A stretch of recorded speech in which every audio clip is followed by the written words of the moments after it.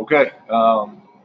Look, we're going through a tough time again, and we've been here before, and we'll fight our way out of it again.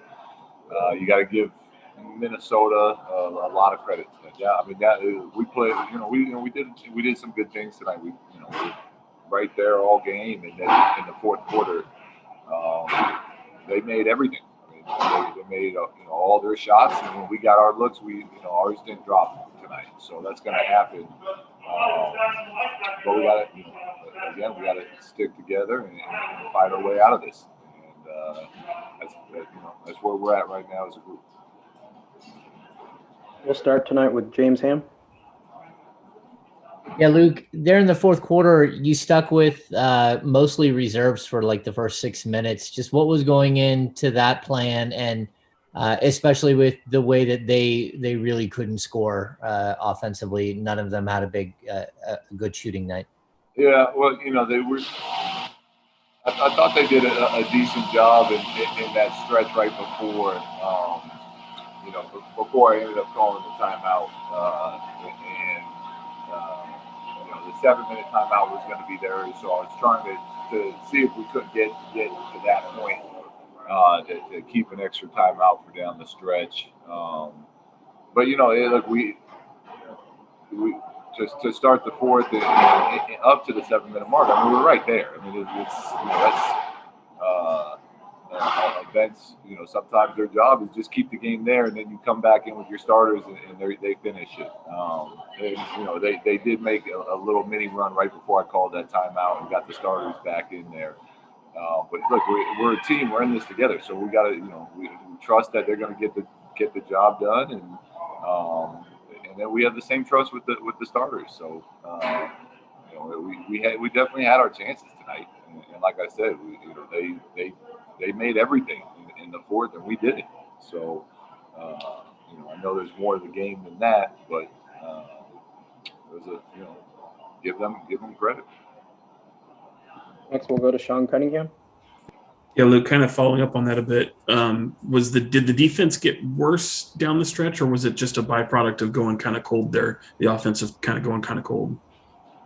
No. I think, D'Angelo came in and hit back-to-back pull-up threes, like right when he checked in. Cat hit a couple threes. So I thought we had put together a pretty solid defensive game leading up to that. But like I said, that's why, sometimes we tell our guys, like, you don't want to leave it to the end of games because anything can happen. Players get hot, whatever it is. In this league, it's the 400 best players in the world. So, you try to play as well as you can all game early up to build up a lead. And tonight, down the stretch, we needed to make more defensive plays, but some of those shots they hit they were just big time players making big time shots.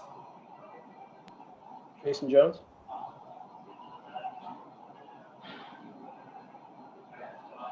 Jason, we can't hear you, Jason.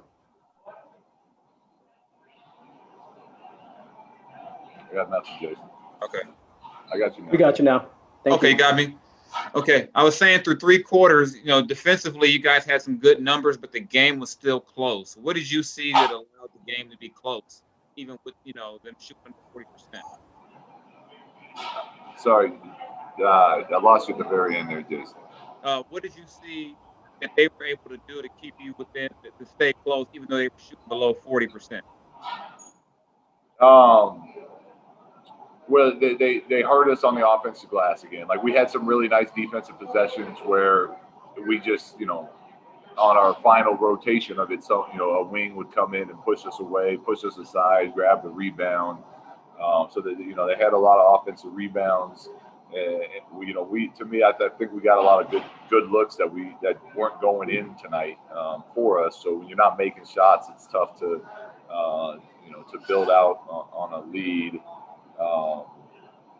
But it's look, like I said, that team since they beat Portland, they beat Phoenix. That team's a very good team with the way Cat is playing now, and you throw D'Angelo back in there. Like, if we're we played hard. We played a good defensive game, but we weren't making shots. So we're on the road. It's a close game. And then they got hot in the fourth. But yeah, the offensive rebounds kept it close, and the fact we weren't making our own shots, helped keep it close. Tony Harvey. Yeah, Coach Harrison did talk about that, when he came in and talked in, and you mentioned it too, about, playing well at the right time. One of the things that's going on right here is what you spoke about a few games ago, is that high intensity that these teams are bringing, especially with the second half. What can you do to get your team, to play well at the right time and match the intensity that these other teams? Because yeah, you're correct. You can't look at these teams' records right now, but that intensity, matching that intensity, seems like that's where the Kings is losing out at. Well, no, I thought we did a good job of that tonight, really. I thought we started the game with the right mindset, the right level of intensity. I thought we came out in the second half and did it. I mean, they had to call, they called a quick timeout there in the third, I think, if my memory's right. And we built up a lead late into the third, and then they hit two big threes, right towards the end of the third quarter. But as a whole, is something that we need to continue to work on. Yeah, like that needs to be the standard of how we play all the time. And this in this league, teams are going to go on runs. We're going to go on runs, and we have to continue to stay steady throughout. But yeah, I thought for the most part tonight it was better than it's been. A few more for Coach Jason Anderson. Luke, you guys have had some nice stretches to give yourself a chance a couple times this year, and then the response after that, we've seen it kind of spiral a little bit. Is there something about the pressure of getting into contention, or something else about the mentality of the group as a whole that is affecting them? Yeah, I mean those things are all real in sports. I don't know how much they are. With our group, it's like I said, we don't talk about it much as a group, because it's, to me, the more important thing is staying focused on where we're trying to get better at and what we need to do. So I know that we struggled with slippage this year. Like, we'll play good, solid basketball, and we'll build up some momentum. And as that's happening, some of the details of what we do, we have slippage in, which is pretty normal. And unfortunately for us, what's happening is it's taking, normally you get, you're happy with how you're playing, you have slippage, you take a loss, maybe two, and then you sharpen up and get back to where you were. Unfortunately for us right now, it's taken much more than one or two losses to get us back to the level of play when we're playing really well. And that's something that we got to break. We got to fix that. It can't be how we go through seasons with that many highs and that many lows. So a lot of things that go into play with that, though, Jason. Matt George. Hi, Luke. Just some personal observation. It looks like in games where the focus is more on the defensive end or success on the defensive end, the offense struggles, and then vice versa throughout the season. Would you agree with that observation? And then how difficult is it to get both things clicking at the same time for a developing team like this?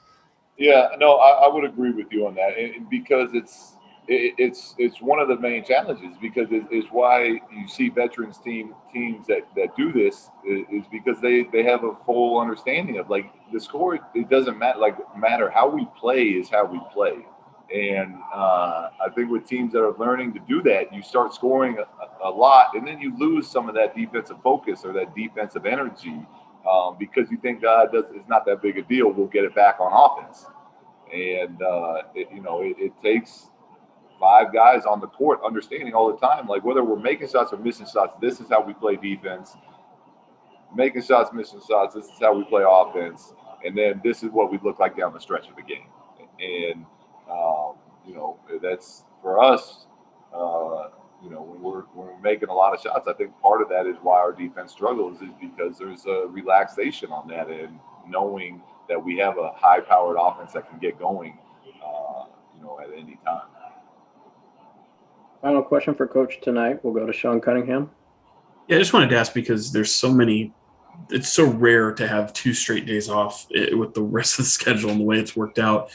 And from your standpoint, do you have to be kind of strategic in the way you utilize those days for practices? Do you try to cram more in or put more upon them than you would in like a normal situation in a normal year, quote unquote? Yeah, but that's really tough. I mean, just look at the amount of games that we're playing right now. It's like we fly to Minnesota and for one day to play, fly back, and it's like there's so many games happening. So yes, normally I would love this 2 days without a game, but we're going to have to be smart about how we attack it, and with the rest and the recovery, trying to stay healthy being just as important as continuing to get better with our execution. We got to put all that into consideration as we plan these 2 days playing these 2 days out.